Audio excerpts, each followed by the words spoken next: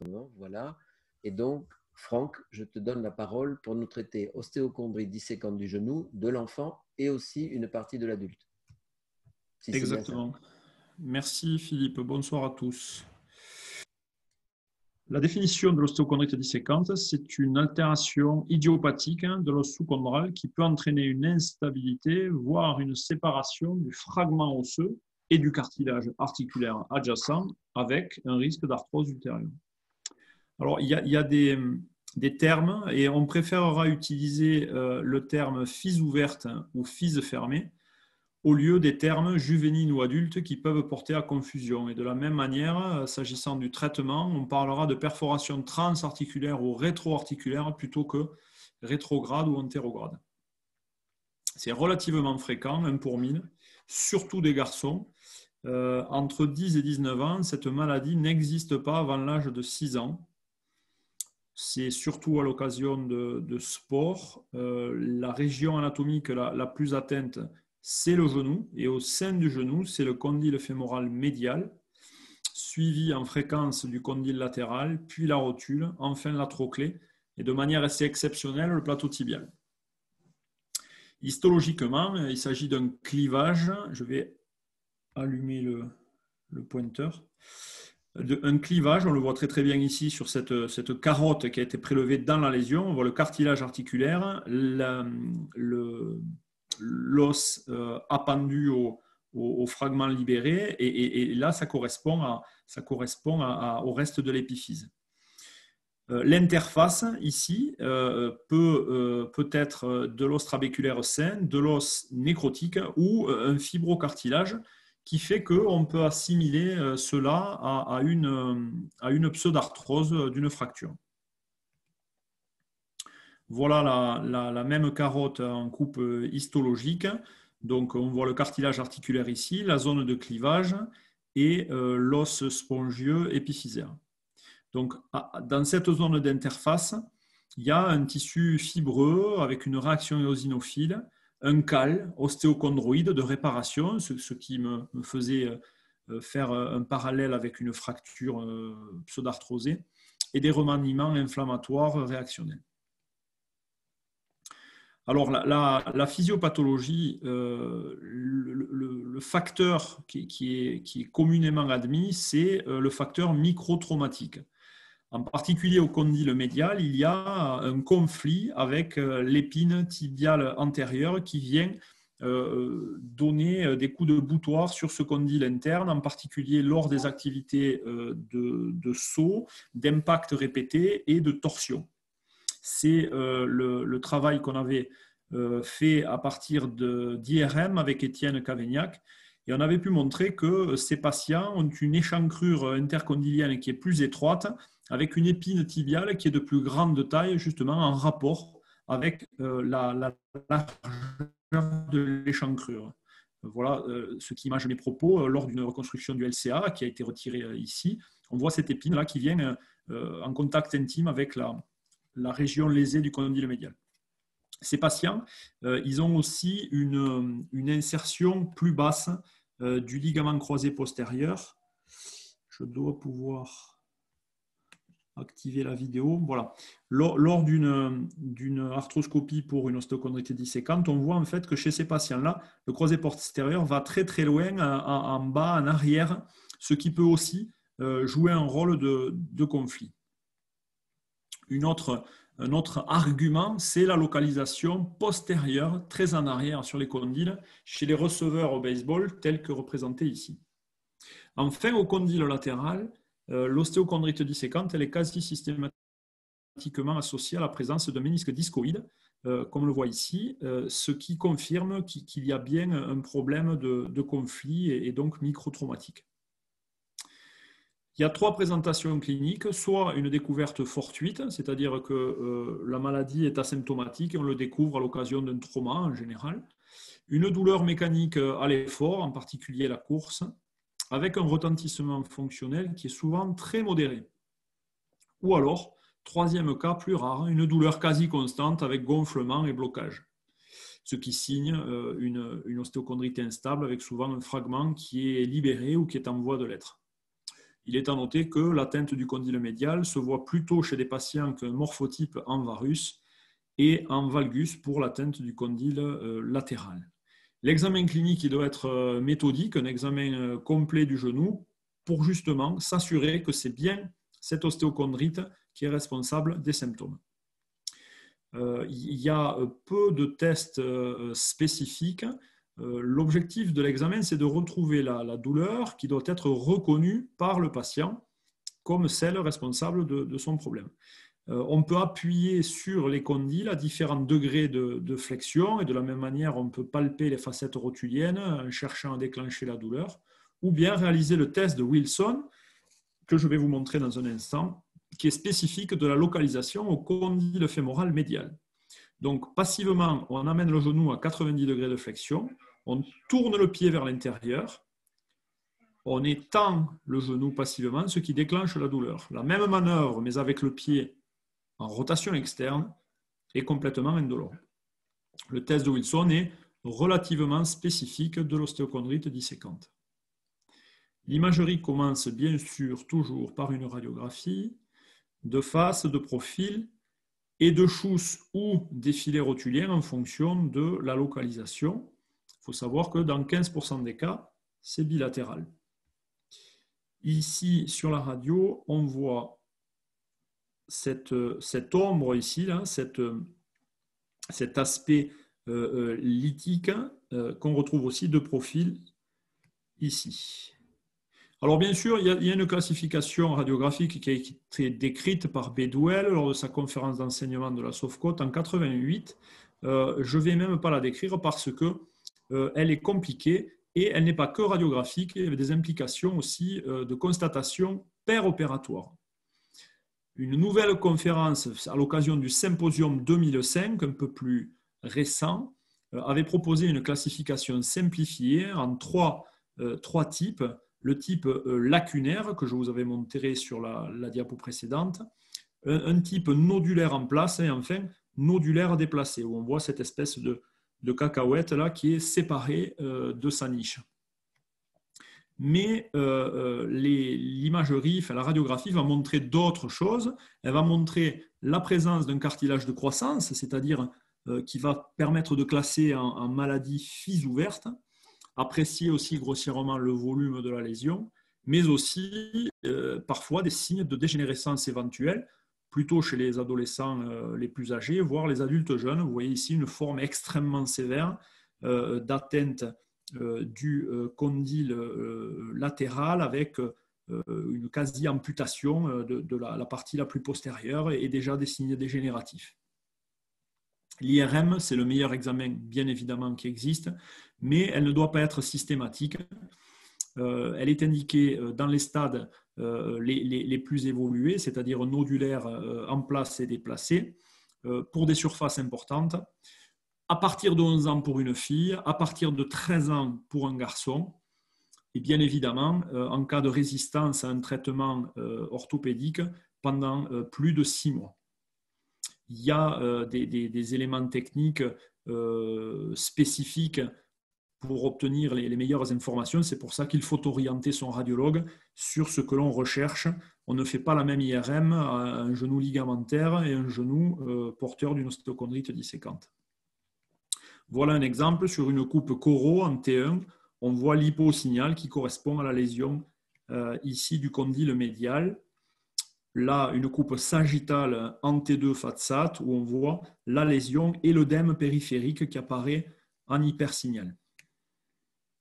Un autre exemple avec ici une forme instable pour qu'on voit que le liquide articulaire arrive à faire le tour de la lésion. Alors voici un exemple. C'est un patient de 5 ans pour lequel on a fait une IRM. On voit ici une anomalie de signal postérieure. Il ne s'agit pas d'une ostéochondrite disséquante, puisque je vous ai dit que la maladie n'existe jamais avant 6 ans. Il s'agit simplement d'une ossification irrégulière qui est une variante de la normale. Donc il est important de se souvenir de ce diagnostic différentiel, ce patient d'ailleurs ne se plaignant de rien du tout. Alors, très important, les critères d'instabilité. Donc, ces critères ont été décrits il y a déjà plus de 20 ans. Ils étaient assez précis. Un hypersignal T2 qui cercle la lésion, une interruption du cartilage articulaire, un défect évidemment, ou la présence de kystes périlésionnels. L'IRM était alors utilisé avec l'arthroscopie comme référence, comme gold standard. Ou à l'arthroscopie, on devait retrouver, pour signer l'instabilité, un cartilage interrompu ou un ballottement lorsqu'on le testait au palpeur. Alors, sur les patients avec FIS ouverte, la sensibilité est très bonne, mais la spécificité est très mauvaise, 11%. C'est-à-dire, en d'autres termes, que ces critères d'instabilité ne peuvent pas être utilisés chez l'enfant et l'adolescent. Donc, il a fallu attendre un autre auteur bien plus tard, vous voyez, en 2008, pour trouver de nouveaux critères adaptés aux patients en croissance. Ils sont les suivants.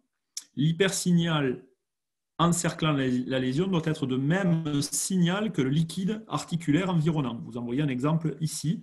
Le liseré blanc ici est de même signal que le liquide articulaire. Deuxième anneau en hyposignal T2 périphérique, multiple interruption de l'os sous-chondral et enfin des kystes multiples ou de diamètre supérieur à 5 mm comme représenté ici. En utilisant ces critères, on a une spécificité à 100%. Donc le meilleur critère, c'est celui-ci.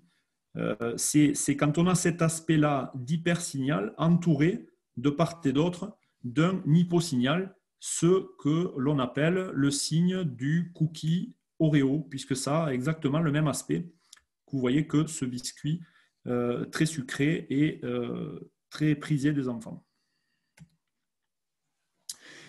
Alors, ces critères d'instabilité, je vous ai dit, ils étaient basés sur la référence qu'est l'arthroscopie. En réalité, je pense qu'on devrait faire l'inverse et que l'IRM est plus performante que l'arthroscopie. En voici un exemple. Ici, sur l'IRM, un patient de 14 ans qui est clairement instable, mais à l'arthroscopie, on ne retrouve qu'un petit bombement du condyle ici, sans aucun signe d'instabilité, c'est-à-dire pas de clivage, pas de ballottement au palpeur. Alors pourquoi Qu'est-ce qui finalement justifie cette hypothèse? Le fait que la maladie chez ces patients-là est présente, mais l'épaisseur du cartilage est telle qu'elle ne s'exprime pas à la surface articulaire. En gros, l'IRM est en avance sur l'arthroscopie. On le voit ici sur cette coupe IRM, où on voit l'importante épaisseur du cartilage, puisque la chondroépiphyse n'est pas complètement ossifiée, c'est majoritairement du cartilage. Et a fortiori, vous le voyez, chez un patient, un enfant plutôt de moins d'1 an, où on voit que la majeure partie de l'épiphyse est cartilagineuse. L'histoire naturelle de la maladie, ça peut être la guérison, c'est-à-dire que le fragment consolide comme une fracture. Pour conclure à la guérison, il faut que ce soit clinique, mais aussi radiographique. Si le patient ne se plaint pas, il faut quand même continuer à le surveiller avec de l'imagerie jusqu'à ce qu'on constate la guérison. Ou ça peut aussi s'aggraver. Passer à des douleurs intermittentes d'effort, parfois avec des années de latence, ça c'est un élément très important, cette maladie peut être latente pendant des années, c'est-à-dire qu'un patient va déclarer la maladie à 12 ou 13 ans, va s'en plaindre, en consultant ou pas, mais ça n'est qu'à 19, 20 ans, 21 ans que la maladie va se réveiller à nouveau et que le fragment va devenir instable avec possiblement une libération. C'était le cas de ce patient ici. Vous voyez le fragment qui est dans le cul-de-sac sous-quadricipital. Et malheureusement, sur le compartiment externe, vous voyez déjà des signes dégénératifs avec un bel ostéophyte en miroir.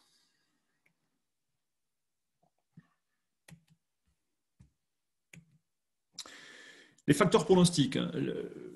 Facteur de bon pronostic, c'est bien évidemment la FIS ouverte, c'est-à-dire plus le patient est jeune, meilleur est le pronostic, en particulier un âge limite de 12 ans. Avant 12 ans, en général, on guérit toujours. Après 12 ans, c'est plus aléatoire. Et bien évidemment aussi la surface lésionnelle et son volume, ainsi que la présence de kystes à l'IRM, mais je vous en ai déjà parlé. Le traitement orthopédique. Bien évidemment, on ne va pas opérer un patient qui ne se plaint de rien. On va même simplement le surveiller, aucune restriction d'activité dans la mesure où il est asymptomatique. On va simplement le voir tous les 6 mois avec des radiographies jusqu'à ce qu'il guérisse. En cas de symptômes, sans instabilité et avec des physes ouvertes, c'est un repos sportif pour 3 à 6 mois en fonction des enfants et de leurs activités, surtout pour les activités de pivot et d'impact. L'immobilisation stricte n'a jamais fait la preuve d'une efficacité. Une série historique du service, 31 patients de 8 à 14 ans, 11 ans de moyenne.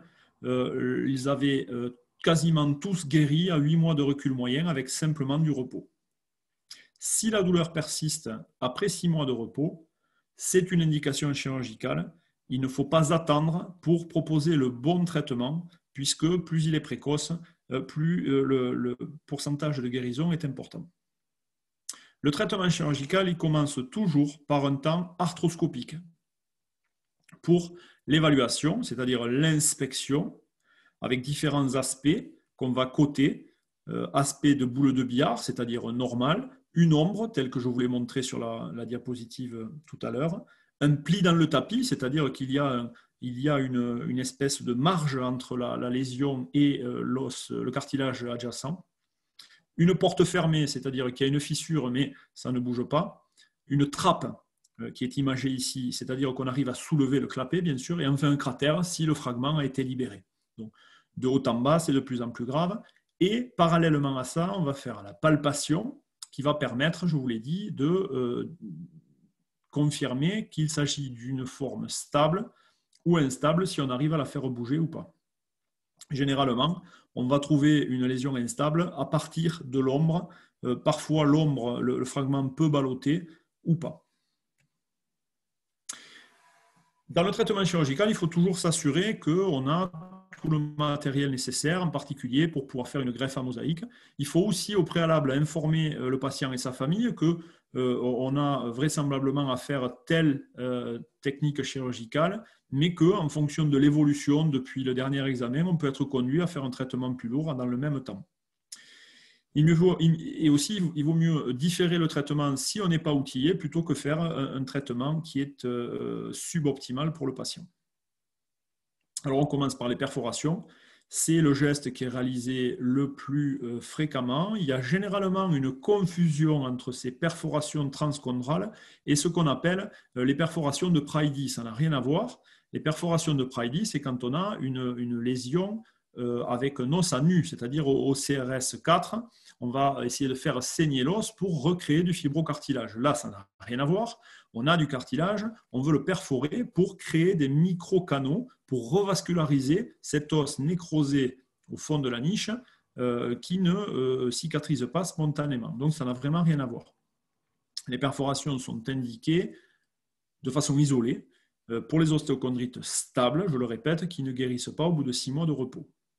Alors, il y a 2 techniques, soit rétroarticulaire, qui nécessite d'utiliser un viseur, soit transarticulaire, qui est beaucoup plus simple, mais qui a comme inconvénient de devoir traverser le cartilage articulaire qui est sain. En voilà un exemple ici. Donc, on utilise la canule pour protéger la porte arthroscopique et avec une broche de 15, on va faire des perforations sur environ 15 à 20 mm de profondeur. On va faire entre 5 et 7 perforations sur une lésion. Il n'y a pas d'avantage à faire rétroarticulaire, les résultats de la littérature sont les mêmes. La différence, c'est que rétroarticulaire, souvent, il faut avoir une assistance radioscopique, c'est plus irradiant, et je vous l'ai dit, il faut un viseur. La fixation, elle est indiquée à partir du moment où on a un fragment instable ou a fortiori libre dans l'articulation, mais macroscopiquement intact, c'est-à-dire que l'on puisse repositionner avec une bonne congruence dans sa niche. Pour cela, on peut utiliser des implants métalliques, en voici un exemple ici, ou plus récemment des implants résorbables qui donnent de très bons résultats. Ma préférence, c'est la fixation biologique en utilisant 1 ou 2 plots ostéocartilagineux de 6 ou 8 mm tels qu'avec les ancillaires de mosaïque plastie. Donc, vous voyez ici un plot de 6 qui est en place, qui joue un rôle finalement de fixation en apportant aussi de l'os sain au milieu de la lésion et il est entouré de perforations comme je vous l'ai montré tout à l'heure. Là, voici un résultat à 6 mois de recul avec une parfaite intégration sur cet IRM en T1 et déjà un début de guérison de la lésion. Aussi, on peut faire une technique hybride en combinant des plots et des vis comme nos amis de Versailles. Alors, en cas de clapet cartilagineux avec un défect osseux sous-chondral, il ne faut pas se contenter de cela parce que sinon, on va avoir un effet de peau de tambour, c'est-à-dire qu'on va refixer un couvercle sur un trou, finalement, sur un défect. Donc, dans ce cas-là, il faut faire prolonger la voie arthroscopique antéromédiale vers le tibia, cureter un peu de spongieux, et il faut soulever le capot et greffer avant de fixer, bien sûr. Alors, on passe, après les perforations, après la fixation, on passe maintenant à la reconstruction ostéocartilagineuse. Donc, elle est indiquée s'il y a une perte de substance ou si le fragment est trop endommagé pour être repositionné, comme je viens de vous le dire. Alors, l'IRM a un intérêt ici pour localiser la lésion précisément, estimer sa surface et sa profondeur. Parce que c'est grâce à ces critères-là, tridimensionnels, qu'on va pouvoir décider de la technique la plus appropriée. Et d'autre part, je vous l'ai dit, c'est aussi l'arthroscopie qui va permettre, vous voyez ici, grâce au crochet, de mesurer, on sait qu'il fait 3 mm de largeur, on va reporter plusieurs fois le crochet sur la lésion, et là on va pouvoir estimer, vous voyez que cette lésion fait 9 mm sur 7. Et donc on va pouvoir déterminer dans ce cas précis le plot de mosaïque le plus adapté. La résection simple d'un fragment conduit à l'arthrose à long terme. Ça a été clairement démontré par la littérature. Et il faut faire une reconstruction osseuse et cartilagineuse. S'agissant d'une maladie, au départ, je vous le rappelle, c'est un problème osseux. Ça n'est que la conséquence de cette maladie osseuse qui va entraîner la lésion cartilagineuse. Donc, quand on parle reconstruction, c'est les deux, l'os et le cartilage. Les indications ont été précisées par la SFA avec un numéro spécial en 2011. Il y a différentes techniques possibles pour une lésion donnée, bien évidemment. Après, ça va dépendre des préférences de chacun. Dans les formes sévères, on peut associer une ostéotomie pour décharger le compartiment atteint ou chez les patients à fisse ouverte, on peut faire ça de manière plus élégante en faisant une épiphysiodèse asymétrique. Voilà un exemple qui venait de Versailles d'ailleurs, avec une patiente atteinte sur le condyle latéral qui n'avait pas guéri après une première mosaïque et fixation métallique pour laquelle on a proposé une ostéotomie fémorale de varisation pour décharger son traitement latéral après bien sûr reprise arthroscopique de sa greffe ostéocartilagineuse. Alors, la mosaïque, je viens d'en faire une il y a 1h30 à peu près, c'est une technique qui est assez simple à manier, assez élégante, qui peut couvrir des défects jusqu'à 4 cm². Ce sont des plots cylindriques qui sont prélevés en général en périphérie de la trochlée fémorale, en médial ou en latéral, en fonction de l'anatomie que l'on souhaite pour la partie cartilagineuse. Les limites, c'est la morbidité du site donneur, la congruence articulaire des greffons qui est des fois difficile à manipuler, à matcher. Il faut ensuite, bien évidemment, passer à une technique autre si on épuise le stock de greffons. Généralement, les patients sont en décharge pour un mois. Alors, la mosaïque plastique donne des résultats qui sont très satisfaisants. Vous voyez, dans la littérature, on a des scores fonctionnels qui sont l'Ischelm, presque 90 à 9 ans de recul moyen. Ça marche quand même très très bien et c'est quand même une technique de choix. Je vous l'ai dit, soit pour fixer un fragment en place, soit pour reconstruire la perte ostéocartilagineuse. Alors, la variante, c'est les méga mosaïques, les méga plots. Pour des défects supérieurs, ce sont des greffons massifs. Bien évidemment, là, on fait ça par arthrotomie.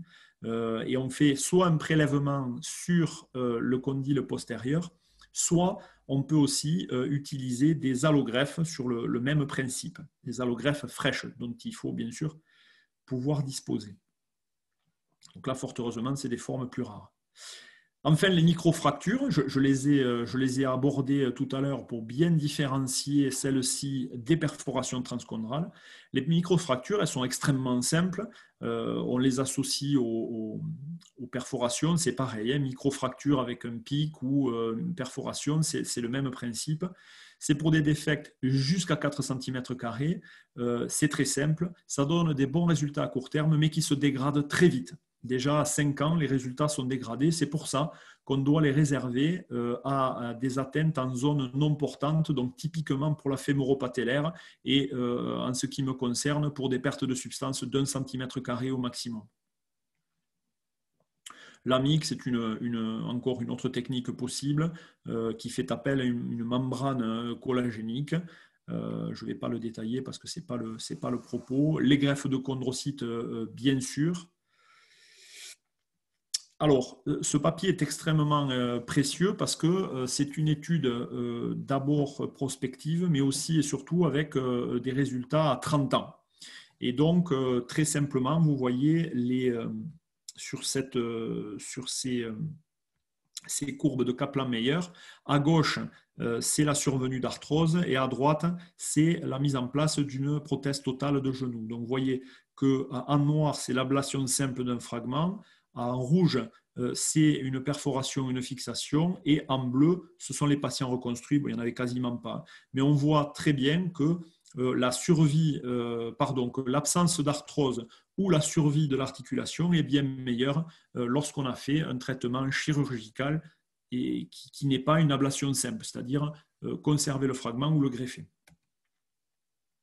La physiopathologie, elle est multifactorielle, mais le facteur mécanique de conflit, donc microtraumatique, est prépondérant.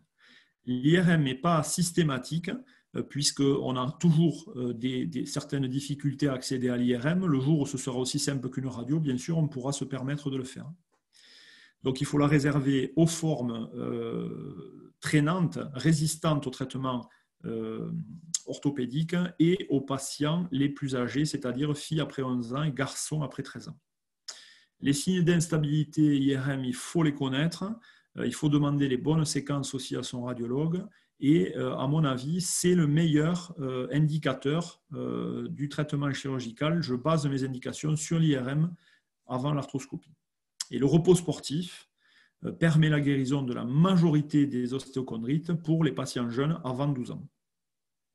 Les perforations arthroscopiques donnent d'excellents résultats, 90 à 95% de guérison. C'est pour ça qu'il ne faut pas rater la fenêtre thérapeutique de la perforation. Après, c'est trop tard, ça devient instable et c'est beaucoup plus aléatoire. Les fixations, les greffes donnent de moins bons résultats que les perforations. L'instabilité à l'IRM et ou à l'arthroscopie impose la fixation. Dès qu'il y a instabilité, la perforation seule est dépassée, ne suffit pas. Les plots de mosaïque sont une technique de choix et les patients doivent être suivis jusqu'à guérison radiographique. La conférence d'enseignement est disponible en open access dans l'OTSR. Et je vous remercie.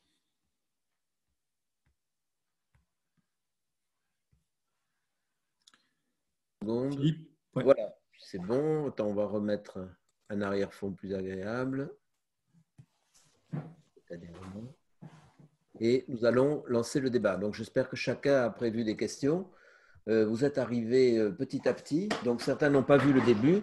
Ça sera donc enregistré, on le mettra en ligne et je vous conseille fortement de voir le début de cette conférence qui était excellente, très claire, courte et didactique. Vraiment, c'était bien. Moi, j'ai une question sur le mécanisme d'abord pour commencer.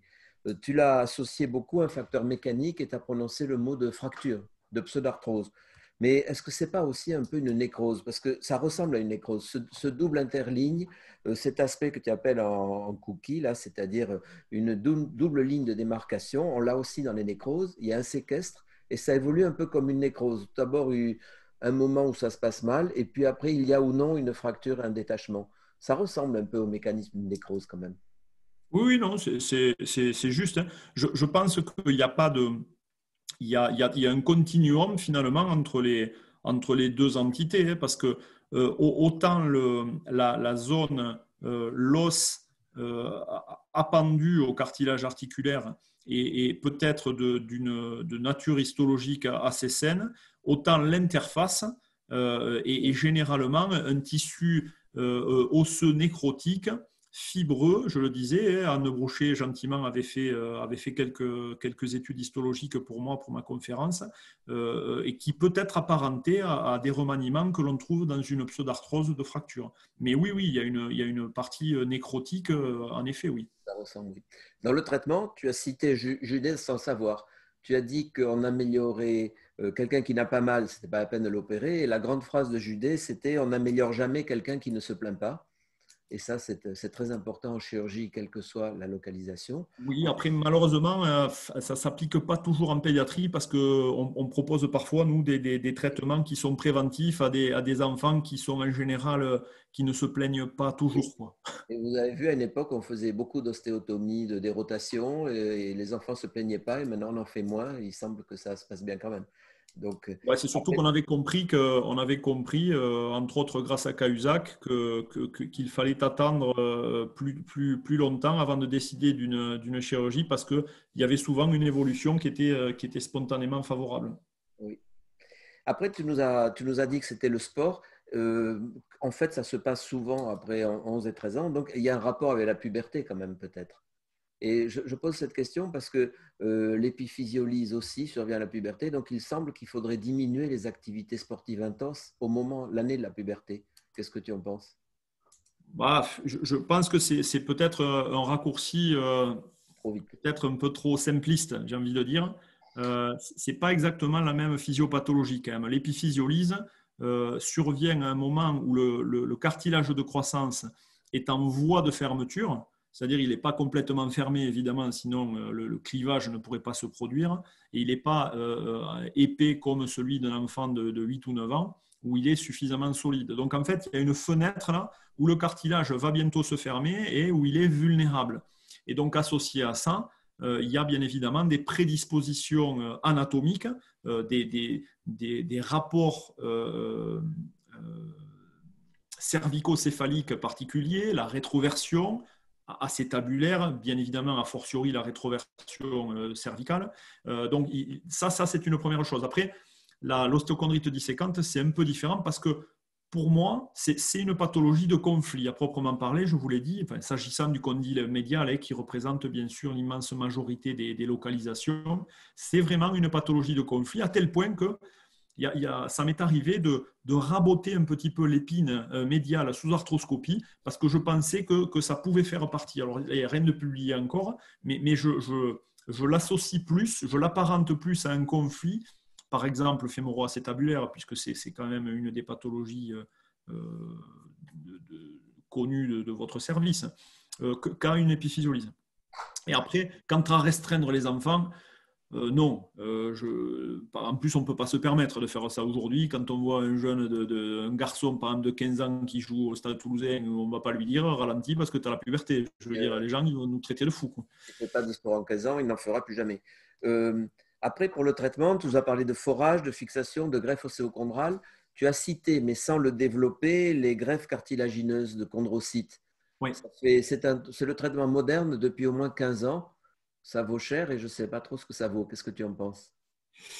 Alors, plusieurs éléments. Je dirais que, et je répète parce que j'ai insisté sur le fait que la maladie, elle est au départ osseuse, bien sûr avec une implication cartilagineuse, et que quand il y a une libération du fragment dans les formes instables, la reconstruction doit être cartilagineuse, bien sûr, mais aussi osseuse. Donc, c'est pour ça que la greffe de chondrocytes seule ne suffit pas. Il va falloir aussi greffer la niche, c'est fondamental, parce que sinon, je l'ai dit, ça fait un effet trampoline et c'est voué à l'échec. Après, personnellement, je n'en ai pas l'expérience. Effectivement, c'est coûteux, ça nécessite une chirurgie en 2 temps, avec un prélèvement, une mise en culture. Moi, j'en ai pas l'expérience et je trouve encore une fois que les mosaïques donnent de très bons résultats et surtout sont bien plus simples. puis ensuite, ça donne des couches de cellules cartilagineuses fines dont une partie est anormale. Les cellules que l'on cultive dégénèrent en fait. Après c'est dans la littérature et pour cette indication-là, bien sûr, hein, pour les séquelles d'ostéochondrite, il y a des bons résultats rapportés quand même. Hein, donc, Oui. c'est une alternative. Ensuite, deux petites remarques sur le traitement qu'on a vu plus tard.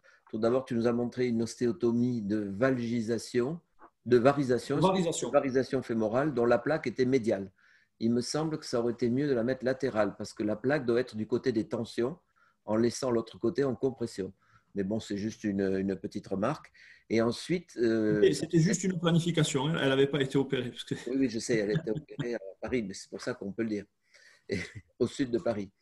Et ensuite, chez l'adulte, nous, on en voit des malades qui décompensent assez tardivement dans la vie d'ailleurs. Et la prothèse unique compartimentale marche très, très bien dans c'est ce type de malade. Ils ont de bons croisés, ils ont de bons cartilages partout ailleurs. Même parfois, le cartilage du tibia est pas bon. Et là, c'est une indication d'unique compartimentale pour moi, quand on met des prothèses. Voilà, c'était toutes les questions que j'avais à poser. Donc, je vous explique pour le faire. Pendant que vous écoutez la conférence, vous écrivez sur un bout de papier parce que ça vous rappelle à peu près ce que vous avez prévu. Donc, je présume que vous avez tous fait la même chose et que vous avez plein de questions à poser. J'ai une question. Merci, Franck.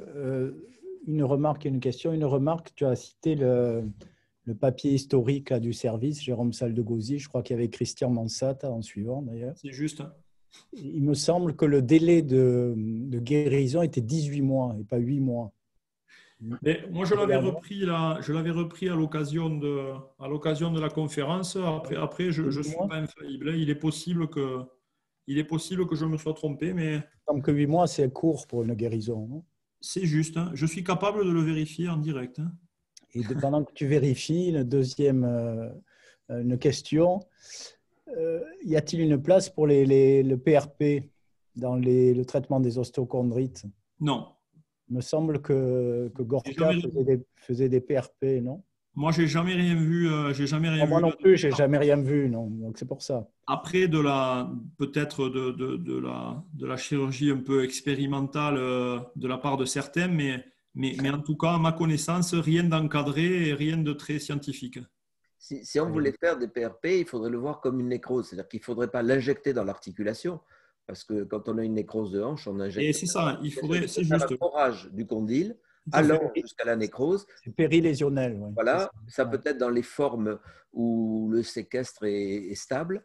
Et puis injecter éventuellement des PRP par ce forage ou de ne pas en injecter puisque c'est presque le traitement des nécroses. Absolument. C'est vrai. Mathilde, j'ai vu que tu as ouvert ton micro, c'est pour poser une question. Oui, bonjour. Moi, j'avais une question sur le suivi au niveau imagerie. Parce que je m'étais retrouvée à avoir un patient de Manon en consultation assez tôt, à 6 semaines. Il avait un test de Wilson positif. Moi, quand je l'ai vu, il ne l'avait plus.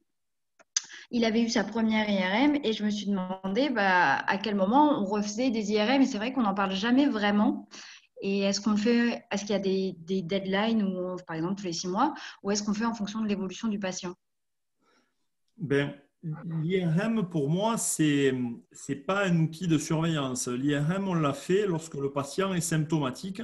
Donc, je l'ai dit, systématiquement, si le patient, on le rencontre après 6 mois de repos, et pour les patients les plus âgés. Après, pour le suivi, une fois que le patient a été traité, la radio suffit. Et donc, on va faire des radios, généralement tous les 6 mois, jusqu'à ce que la lésion ait complètement disparu. Je ne sais pas si ça répond à ta question. Oui, du coup, on en fait au départ et après radio. OK. Voilà. Merci. D'autres questions? Pour poser des questions, vous ouvrez votre micro. Pierre, je te confirme 8 mois. D'accord.